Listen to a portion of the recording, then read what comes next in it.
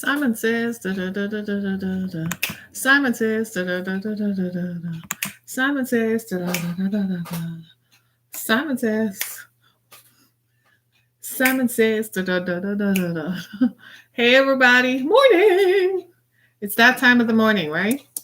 Thank you very very much for joining us. I am so thrilled that you are here, and I am absolutely thrilled that you have taken time out to join me. And I wanted to talk a little bit about suicide awareness and suicide prevention and how these things are rooted in behaviors that continue to be normalized. And I don't know, this is going to be something. This is definitely going to be something. So here's what I'm going to do. I'm going to go to my Twitter feed, and I am going to, which is where I need to be right now, talking this and talking that, right?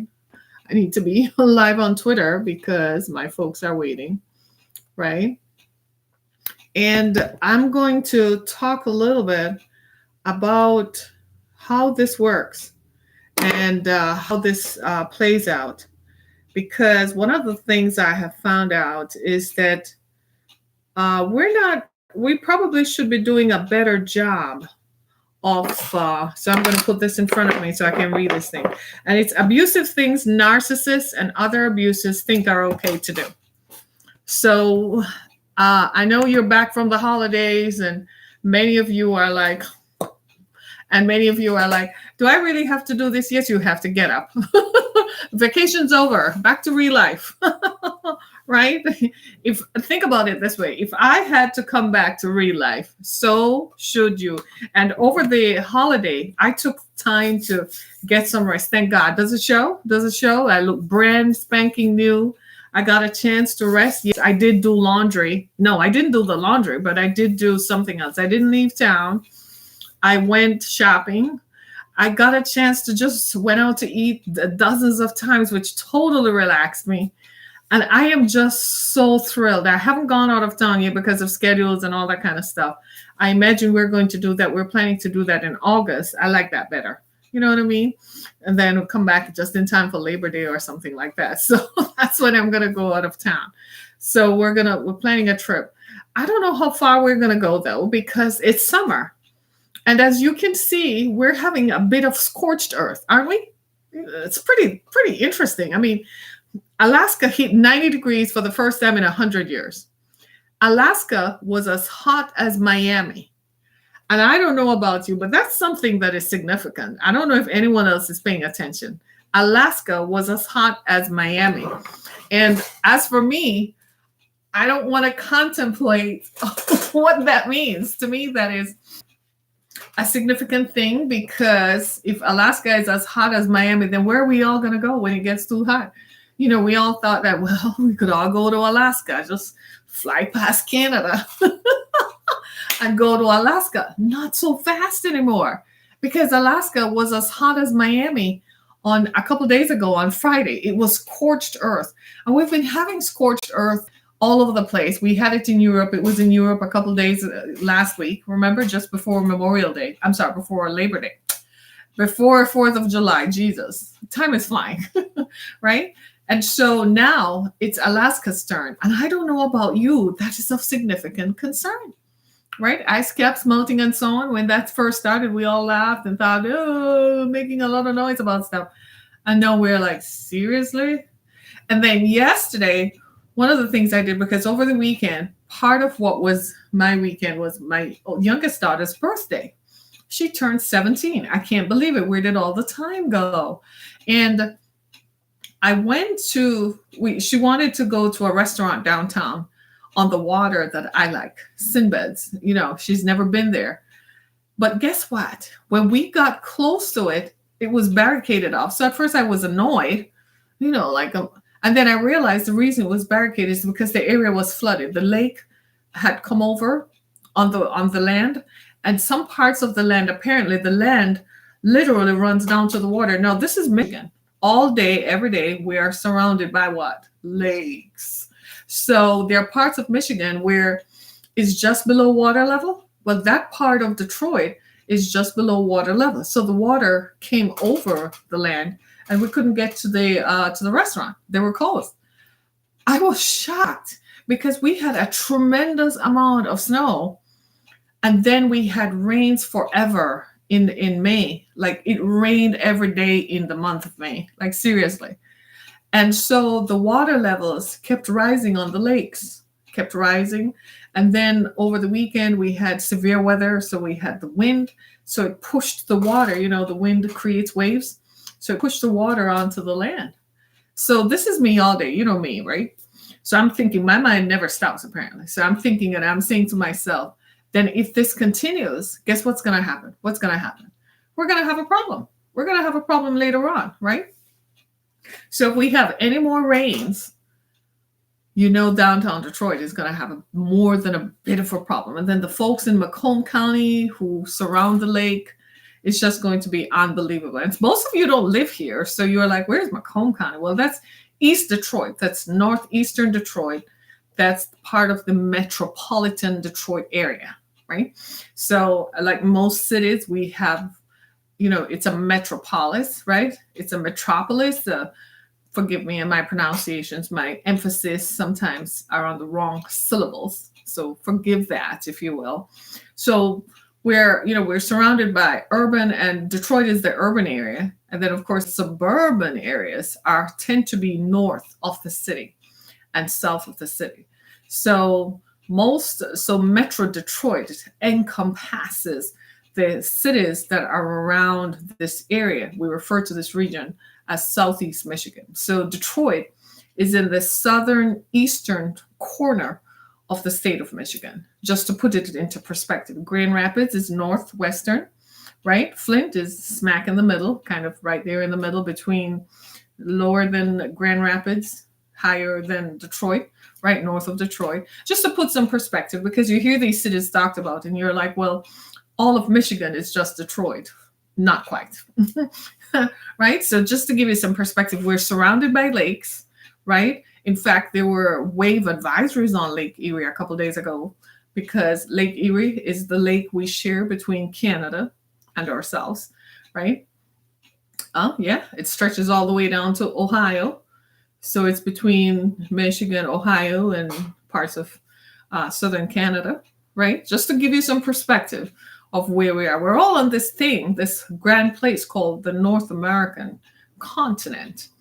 And so we share land space, air space, and water, right? So we're all part of this. And this is why in a lot of ways we need to expand our horizons and expand how we look at one another, because so often we minimize ourselves and group ourselves without looking at the big picture, right?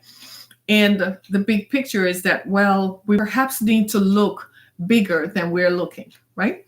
Because in California over the weekend were earthquakes. Now, and in Virginia, a car sunk into a sinkhole. Are they related? Perhaps not. But if we continue to destroy the planet, we have to accept that there are going to be ramifications. It's irreversible.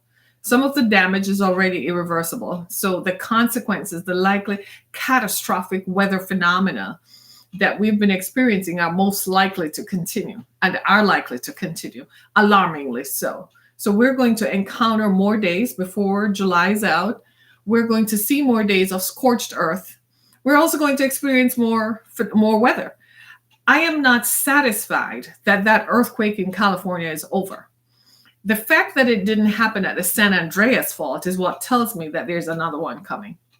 You see what I'm saying? If it had happened at the San Andreas fault, I would have said, okay, so the San Andreas fault experienced this shaky thing and it's done shaking. But this earthquake did not happen at the San Andreas fault, which tells me it's building.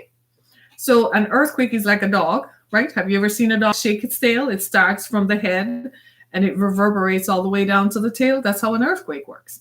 So if it starts shaking, it's still rumbling under the earth. So what we do is we focus on what we see. And as long as we look at what we see, we can never see the unseen. In a lot of ways, this speaks to our humanity. It's why we can't accept divinity. It's why we can't believe that there is a God out there, because we can't see. So we believe firmly in what we see. And because we don't see what is happening underneath the earth, and we can't see climate change because it is heaped up over hundreds of years and it's heaped up over time, we believe that it doesn't happen.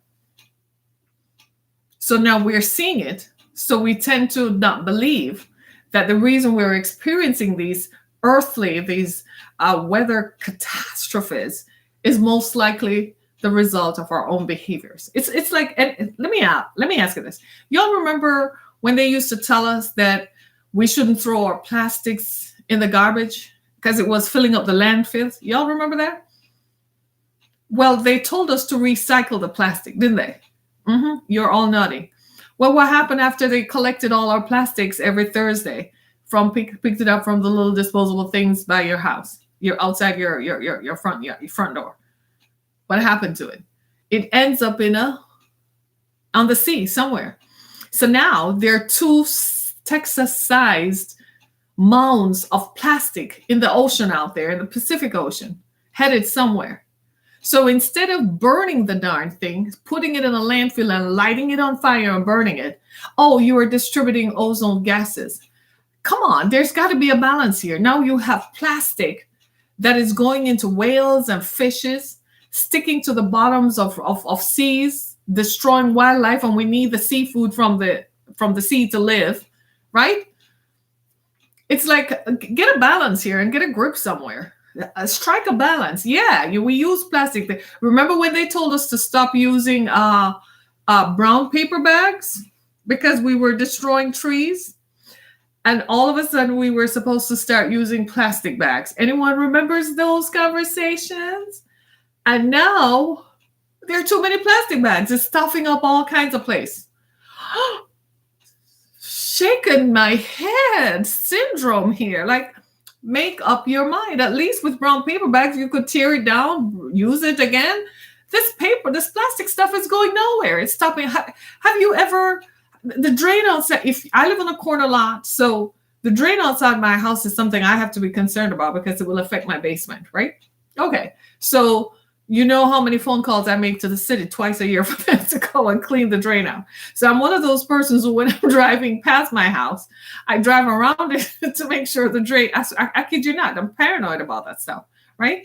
Because the plastic, when it goes inside the drain, it stops up the drain, and then I have a problem in my basement. Okay. So when you look at it contextually, you're like, well, will they get a grip? Like, what else are we supposed to do? So over time, we've depleted the protective layer. So now the sun is just coming through like crazy. And I remember I told you that a few years ago, after the earthquake in Chile, scientists found that the Earth's axis had tipped. And so we were revolving closer to the sun.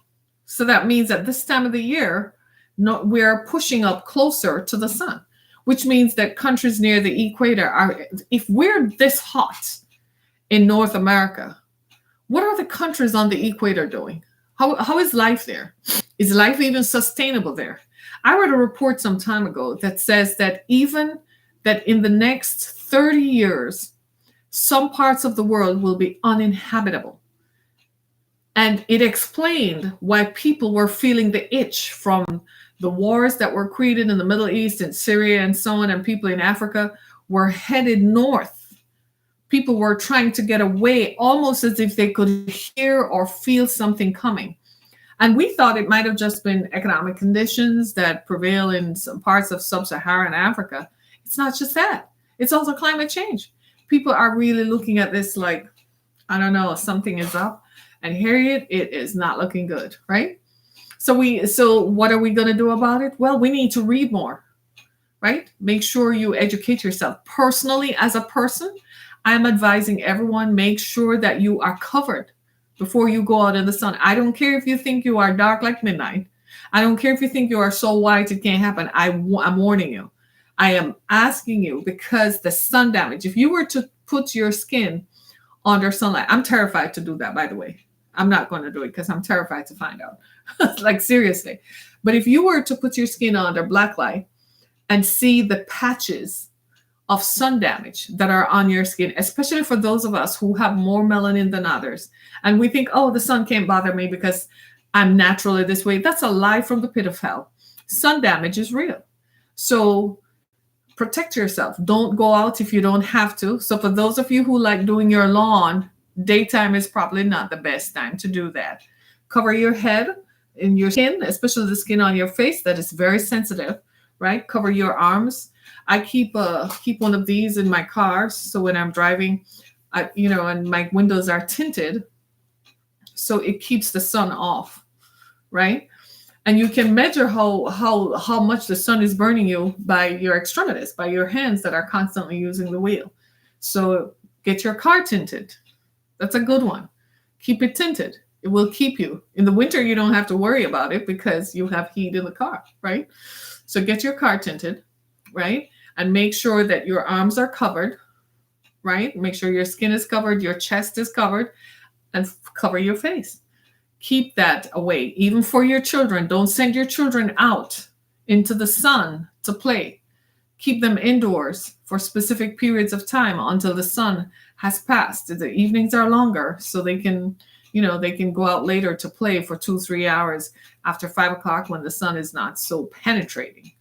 It's just incredible. It's just incredible. So this is the first year in so many years that I find myself wearing hats consistently because, it used to be on and off, sporadic. And in fact, I used to wear just a visor. This is the first year I find myself wearing a full-blown hat all the time. Like all the time. I'm wearing a full-blown hat. Like I have like 3 or 4 of them, right? Invariably in my car, right? And I am wearing a hat all the time. The sun is penetrating, folks, and it's burning. And you think, oh, I'm getting a nice tan. Yeah, we all look nice and, healthy because we're getting some vitamin D in our joints and in our skin. But the cost. And if it's this hot, we're in the northern part of the northern hemisphere, right? We're in North America. We're in the northern part of the United States. And if it's this hot, how hot is it for the folks closer down south? The folks that are in Arizona and so on, forget that. That's unbelievable. The heat. I couldn't survive there. I would have melted.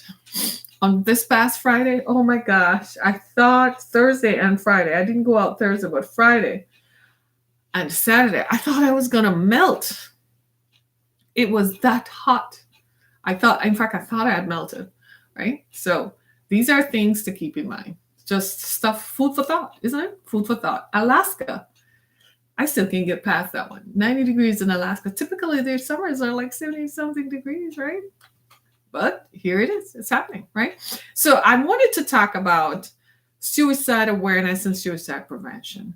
And I wanted to talk about depression just a little bit because over the weekend, someone else died. They're not saying it was suicide, but he was a young man with his whole life ahead of him, right? They're saying he died of a seizure.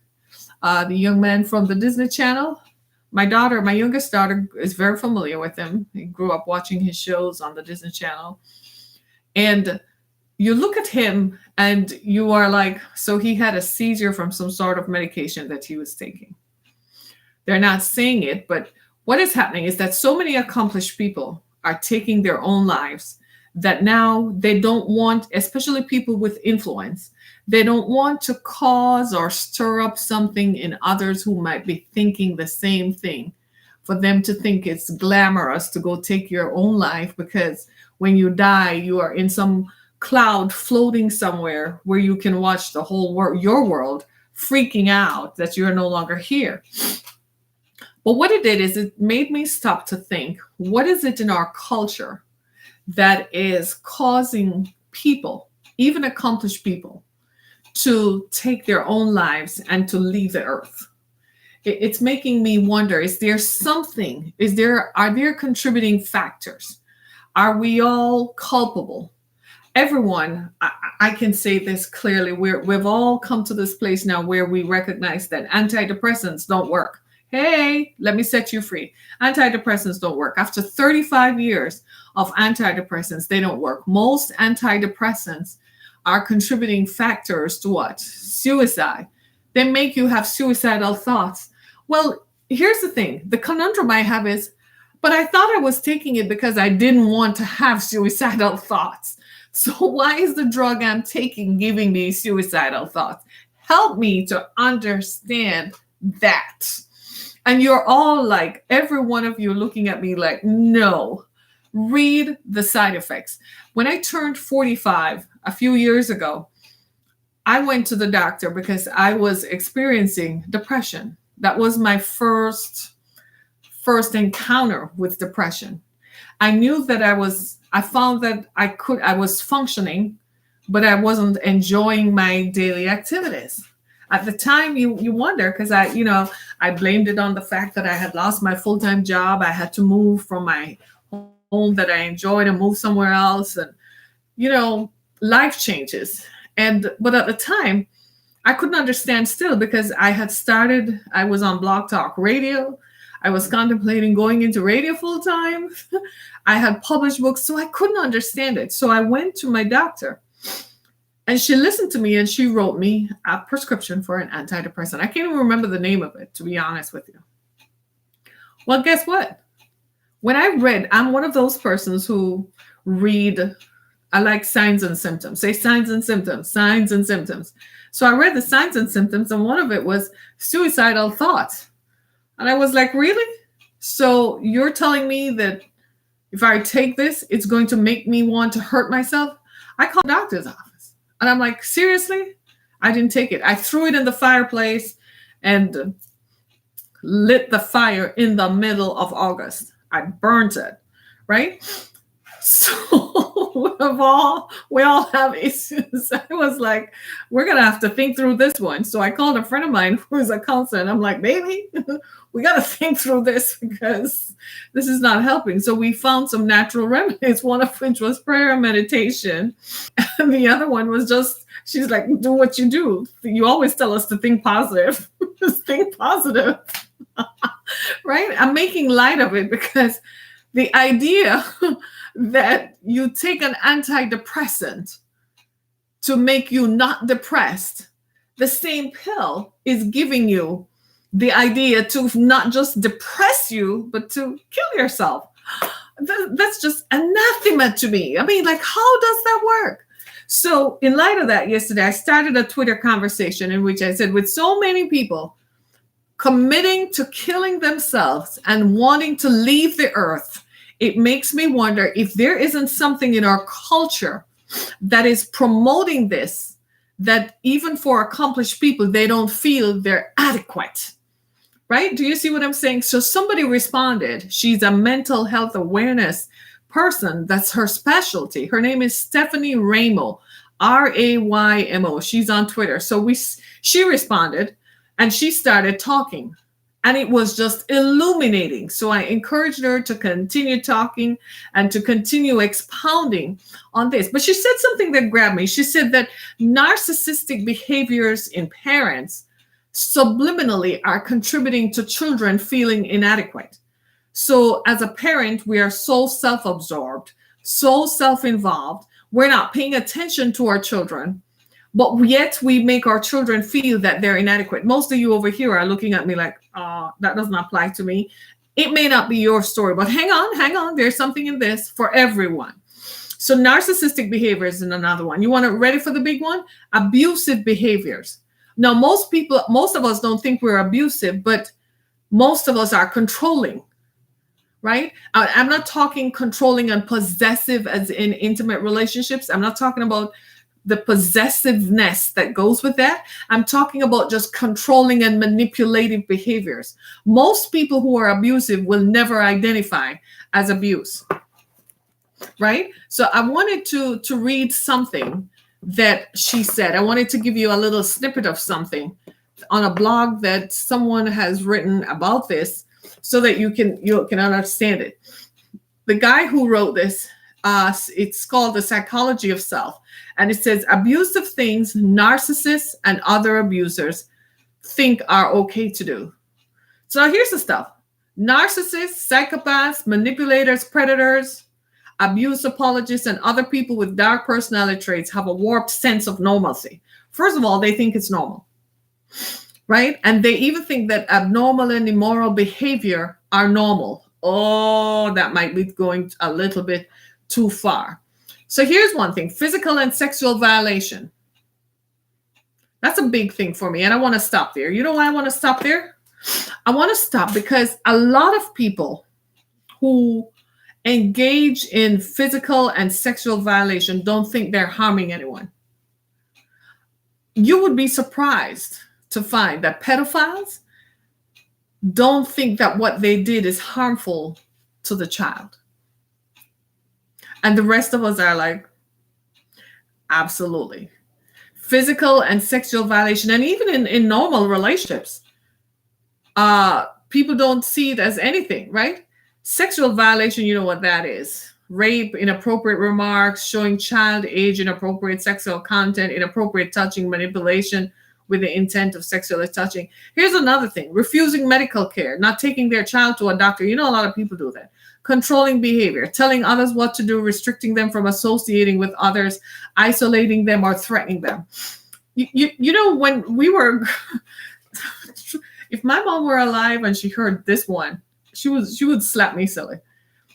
Because one of the things we've all done as parents that was done to me, and I'm just going to confess, is telling me that if I associate with certain people, their bad behavior was going to become part of me.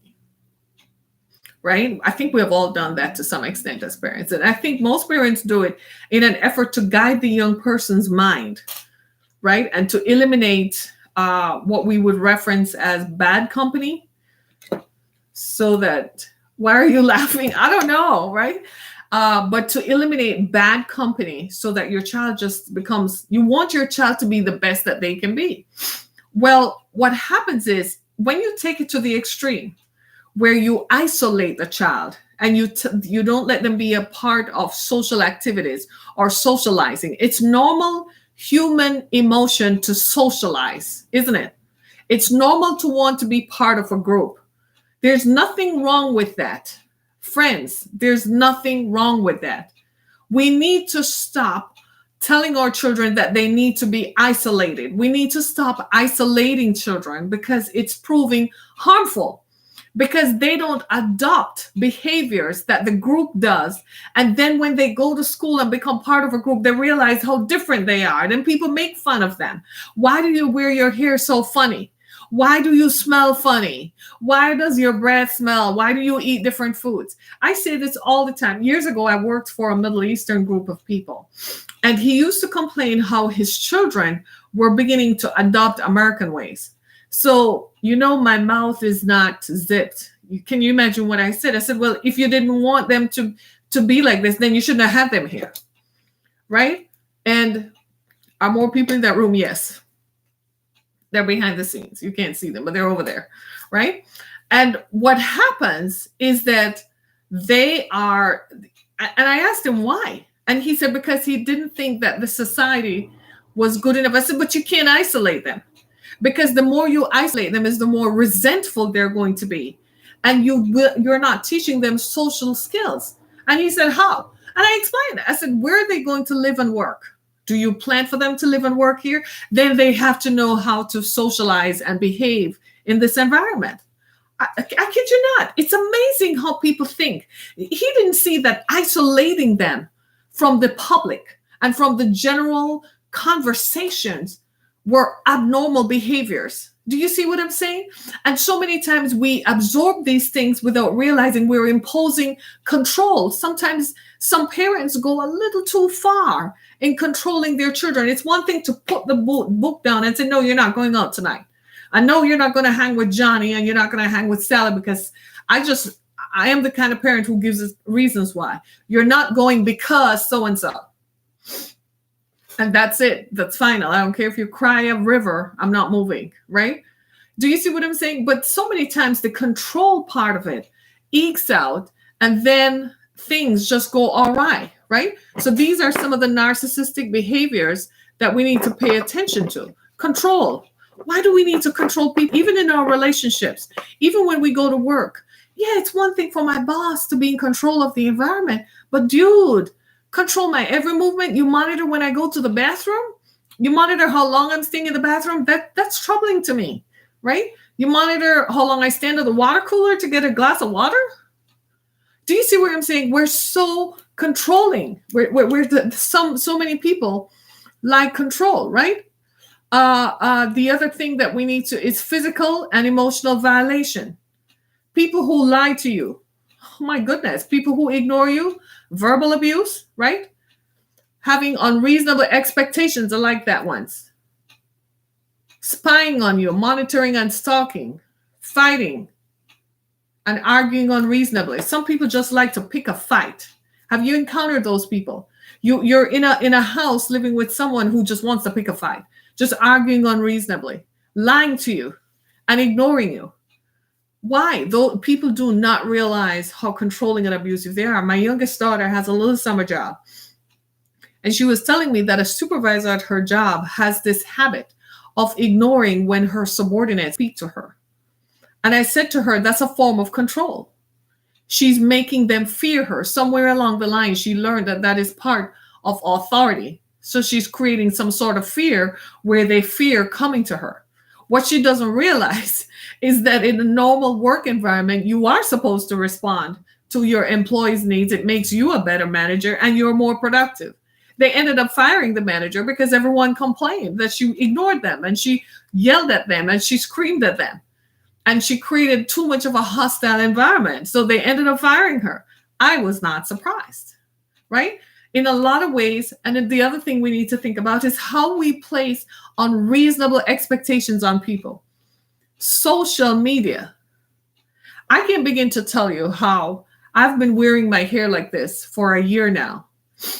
I have had issues where my hair was severely damaged because I wasn't paying attention to it for a long time. I just kind of just went with it, right? And so in an effort to rest it, I started wearing braids. I found that it was easier. The minute they put it in, I was like, I don't know why I never thought of this. It's easier. But at first, there was pushback from some folks. Some people were like, are you anti-establishment? What's the story? Are you trying to make a statement? No, I'm just wearing my hair. If this had happened 10, 15, 20 years ago, it probably would have had a different impact on me because I would have been more concerned about my appearance. But I'm now liberated in my mind that it does not affect me. The only thing that would affect me is my own feeling and perception of my appearance. You see what I'm saying? So we place these unreasonable expectations on people. Case in point, social media, right? Social media. You want to talk about that? Here's the thing. Many of us lie on social media. Yes, we do. We don't post behind the scene pictures. We never talk about the real stuff. We post pictures. Well, today my husband took me. Today was such a perfect day. I was all over the place. I was this, I was that. That's what we do. We present a false image of life. We take pictures that have been filtered. And we adjust the lenses to make us look slimmer, boostier, bigger derriere, more biceps, more triceps, exaggerated abs. And we post those pictures. So people who are looking at it say, boy, I can never look like that. I'll never look like her. I'll never look like him. I'll never be that slim. I'll never be this. I'll never be that. Boy, she went to school. Oh, she graduated college. Oh, now she has 2 master's degrees. Oh, I'll never get that. We post pictures of how much we've earned and what we live. And people are like, I can never get that. I can never get that house. I can never, on and on and on and on. Unreasonable expectations that we impose on each other and on ourselves that cannot be attained. Is it any wonder that somebody sitting back is looking at it and saying, well, if I can never be like that, I'm not worthy. People post pictures of their love. Go ahead, salute the audience if you want, right? People post pictures of their love affairs. I'm so in love. He so loves me. He proposed. He gave me this bling bling. He gave me that. He gave me this. And someone else is watching like, I've never had that. I've never done this. I've never done that. And so it seems unattainable. I am not saying that you shouldn't revel in your accomplishments. Those are yours. You own those. You earned those. I am also not saying that you shouldn't feel good about how good life is to you. I am not saying that. But what I'm saying is stop the lying, right? Stop the lying, right? Uh, Stop the lying because what? Because people are doing what? People need real time, real truth. Just tell it. I am me all day. I tell folks all the time, it's me. I'm walking in my own skin. It's me all day. I don't pretend. I don't lie. I tell you everything. In fact, my daughter says I talk too much, right? I share too much. Mom, you're always telling everybody everything. I do that in an effort so that you never catch me telling or misrepresenting the facts. You're not going to catch me doing that because I'm going to tell you that I'm going to tell it to you. So many of us misrepresent. Life is always glorious. Life is always look at me and my man, me and my husband, we're going out. Girl, did you talk about last night when you and he went to town because he looked up that chick upside the head? Okay, so maybe that's not everybody's story to tell. You don't want everyone to know, but stop with the lying, right? Or especially if you're a public figure. One of the things I absolutely abhor about public figures is how they continue to misunderstand their role.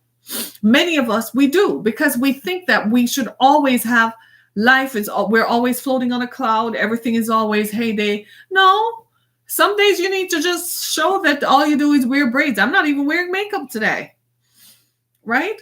And it's okay. It's okay. I changed my hair. I'm going to change it in a few months. And it's going to be okay. Do you see what I'm saying? Talk the truth. You went to the doctor and got a scare. No, that's just for the commoners. That's just for the peons. That doesn't happen to me. I'm a public figure. I live perfectly. Look at me in my mansion. All is perfect. My husband is so-and-so, and I am so-and-so. Liar. Liar. Talk about the divorce that you all talked about last night. Talk about that. Oh, it gets to me because all of these things superimpose and impose unrealistic expectations on others. So somebody else is looking and think, I'll never measure up to that standard. I'll never be like that. And then going off themselves. We need to leave room for people to grow. Leave room for people to feel free. Leave room for people to be themselves. It's okay if you're going to follow me. It's okay. It really is. But here is what you're going to get. Not just a dose of truth. You're going to get transparency all day. You're going to get the truth, right? I tell you the truth like it is. Maybe I'm too frank, but I'll tell you, like me sniffing right now. But I'll tell you something crazy that happened to me. My neighbor had her birthday celebration over the weekend, the day before my daughter's birthday. And I was invited to go, and it's your neighbor, so you live across the street.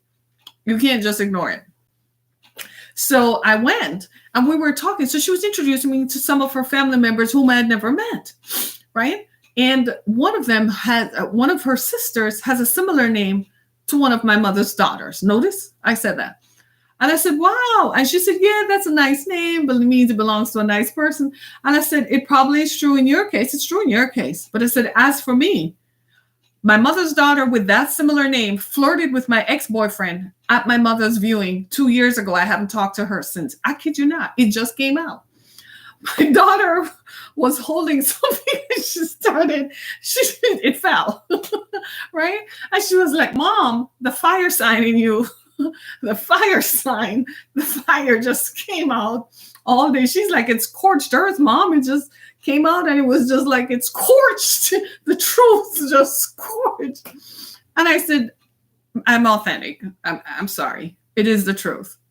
But the truth is the truth. It's my truth. May not be your truth, but it's my truth. Do you see what I'm saying? So we set these unrealistic expectations. And then when folks don't meet that corner, they don't meet that barometer, that measuring stick. When they don't meet that standard, then they fall short. We need to be more realistic, even with our children. You need to give your children room to grow. I want my children to grow up to be the best that they can be. But you know what I also say? A 4-year degree is a 4-year degree.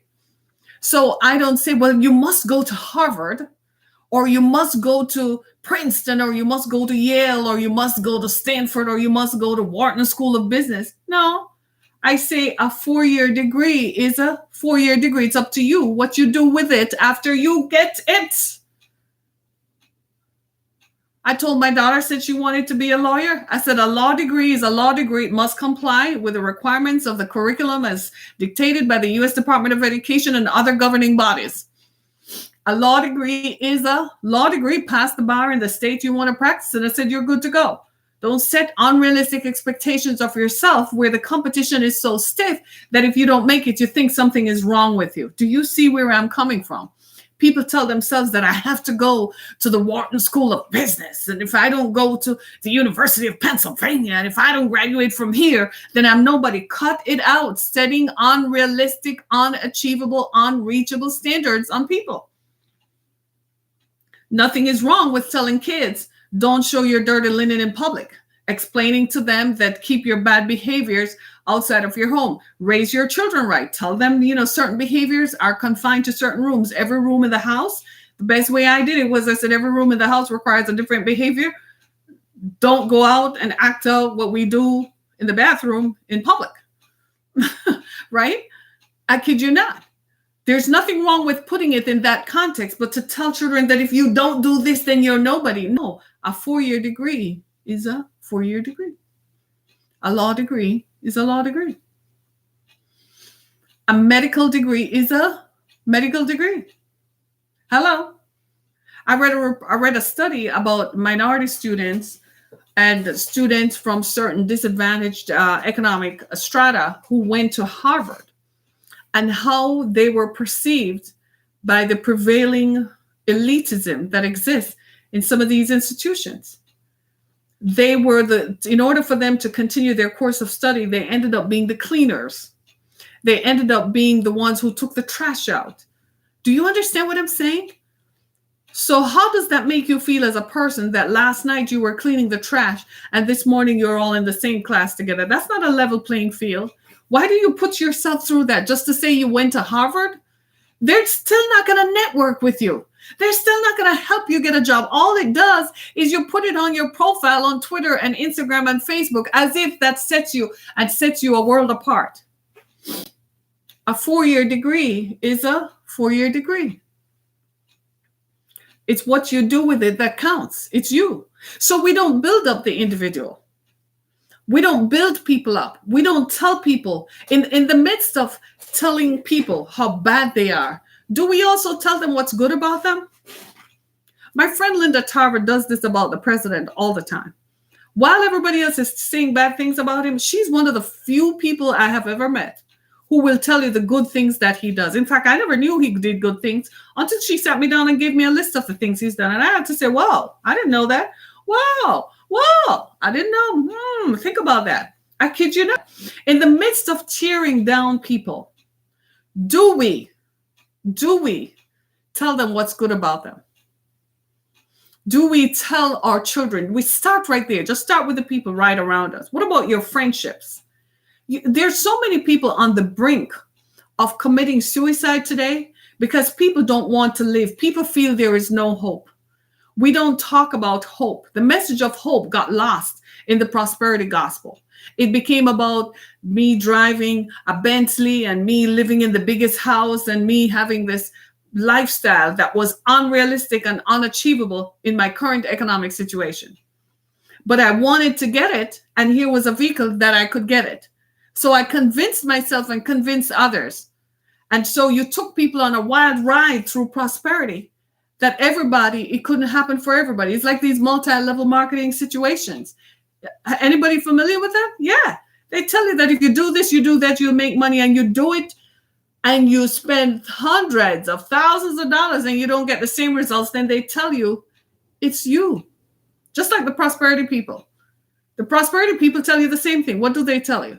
They tell you that it's your lack of faith. why you didn't get the same results that they got. What they failed to tell you was the process, and that they had the means start with. They had you, for instance. You were giving them money in the beginning. So that's how they got prosperous, right?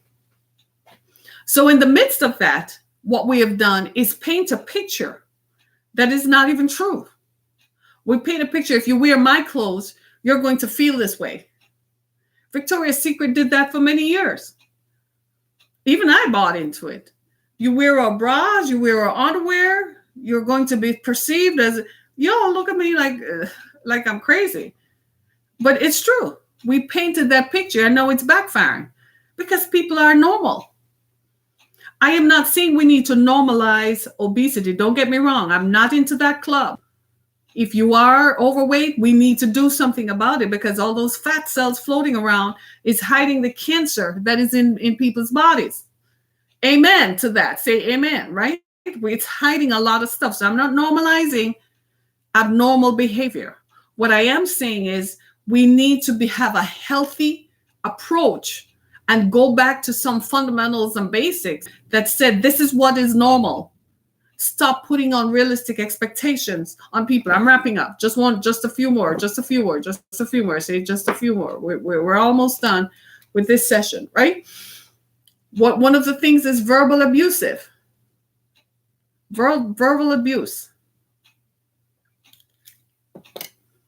Stop abusing people. Abusive behavior. Yesterday, was it yesterday or the day before? I was at a restaurant, and as I was exiting, this guy almost rammed me, almost T-boned me because I was turning. But he was so aggressive. He was driving, focused on getting to the parking lot, to a parking spot. He didn't think, it didn't occur to him to look to see if it would have affected anyone else. I waited for him to come out to exit his vehicle. Yes, I did. I wanted him to know how bad his behavior was. I waited. He thought I was going to drive off if he sat in the vehicle long enough. Finally, he had to come out looking like a little mouse. I said, you are, And he said, yeah, I kind of am. I didn't come close to hitting you, though. I said, it's not that you didn't come close, but you almost did. And you would have ruined my car because you were in a rush. I'm like, what's up with that? What gives? He said, I'm sorry. I'm sorry after you would have hit me. Do you see what I'm saying? In our rush to get to where we go, we destroy other people's lives all the time. Right? Got to stop that. So we need to understand how to help others. For folks who are in depression, antidepressants are not working. And we can examine all the things that contribute to depression. Life does. Hello, grief, loss of a job, loss of income. These are real issues. Yeah, these are real, right? You lose a promotion that you desperately needed. This morning, the earthquake happened in California. This morning on CBS News, they showed the story of a woman whose house was so damaged that people are sleeping out on a mattress in their driveways because they think their houses are not safe. This is happening right now in California, land of the golden sunshine. One woman who was interviewed said her house was destroyed. It's uninhabitable. She said she doesn't work anymore. She just lost her job a couple of days before the earthquake. And she said, frankly, she doesn't know what she's going to do. Her husband is disabled in a wheelchair. And the California Insurance Act says that only 13% of people with homeowners insurance are covered by earthquake coverage. Hello, somebody. What is that woman going to do? She says, frankly, I don't know what I'm going to do. She said, I don't know. She just lost her job. These are real-time issues. Now, those are situations that are going to push people into depression. Those are situations that are likely to make someone think that life is not worth living, and justifiably so, because that's a significant, life-changing event. But we have to somehow get folks to see that maybe what you had was normal in that context. Now we have to find a new normal. And that's where we think we're missing the boat. No one wants to live in the new normal. You know when it changed for me? You know when I realized this to be true? You know it. When I was being abused, I lived in the nicest houses. I mean, we had life. I never worried about money or, all that kind of stuff. But I had to tell myself, what is life going to be like on the other side of this? Do you want to live? Do you want life? And do you want freedom? Or do you want to live in control and abuse behind a gated community? I kid you not. That was my choice. I'm probably happier today than I've ever been. I know I am. More secure, feel better about myself. If I had continued living like that, I would have been on antidepressants. I would have probably been addicted to alcohol as a way of coping. I kid you not. These are the choices. So if I had listened to prevailing ideology that this is lifestyle and you want to continue living this lifestyle, I probably wouldn't be here today. I would have had no reason for living. Do you see what I'm saying? So we perhaps have to show folks, I know you're getting it, we have to show folks that there is another type of normal. I'm wrapping up. That there is another type of normal, that there is another way to do this, right? Right? Food for thought. So in looking at this and examining this, we've got to accept if you lost your job, it's not the end of the world. It's just the end of that world. It's the end of what you did at that job. It's the end of those friendships. It's the end of those situations, that commute. But that doesn't mean that all of your life is worthless and meaningless. There is a new life that you can find. It is going to take some time. You're going to have to work through it to get to it. See it? Work through it to get to it. If you lost a child, that's not normal. But the reality of the situation is you still are breathing. If you have other children, love them. They're not replacing the one who is gone because that loss is irreplaceable, but you have to get through it to get to it. If you lost a spouse, somebody just divorced you, left you, get through it to get to it. There's life over the other side. I'm a living witness. Loss of a parent, get through it to get to it. Loss of a home, get through it to get to it. None of these things I've mentioned are easy. None of them are a walk in the park. I went through years of economic instability. I went through years of questioning and doubting myself to get to this point where I'm okay. I finally hit the okay button about 3 years ago. I said, all right. I said, it's not going to kill me. I'm definitely not going to let it get to me. Have I had moments when I haven't had regrets? We all have. Went through depression after I turned 45, right? Didn't go through depression after I left the marriage. That's important to note. It was a bad marriage. But turning 45, hormones change, hormone levels decreases. Suddenly your perspective shifts miraculously. And there it was, life in front of me. Then I had to contend with everything else. Then I had to contend with my mother's death and the resulting chaos that brought. And I kept telling myself the ship is shaking, but then it righted itself. Got to the other side of it. You have to get through it to get to it. Some things are irreversible. I'm sorry. Some things, no matter what you do, it happens. I kid you not. But there is life after this. Don't give up. Don't quit. And if you don't have to take antidepressants, there are other remedies. Pray. Reach out. Talk to someone. For the love of God. Talk it out. Talk to someone. And somebody used to, well, Harriet, sometimes talking doesn't help. Keep talking. It will help. Keep talking. Keep talking. Don't give up. Don't quit. Keep talking. Keep talking. Keep talking. No, don't go in a room and talk to yourself because then they're going to send the men in white suits. Okay? But talk to someone. Keep talking. Read more.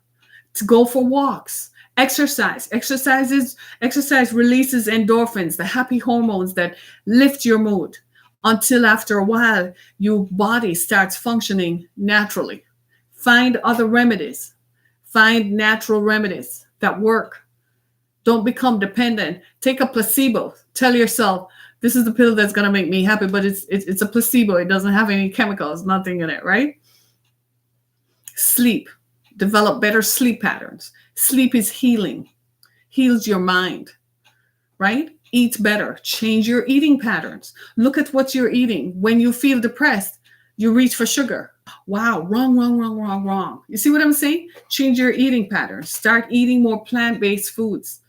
It does help, yes. Nutrition is an important part of mental health. Less chips, less salty stuff. I know that there are triggers. Less, pop, soda products, and start eating different. And see over time, before you know it, right? Change your environment a little. Go to a different place, different side of the mall, different store, different part of town, right? If you're working, still work, right?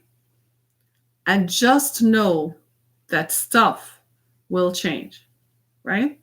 Stuff will change. Thanks so much, everybody.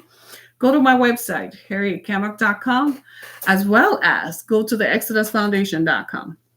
Be a part of our experience every day. And thank you so very much for joining us. I wish you well.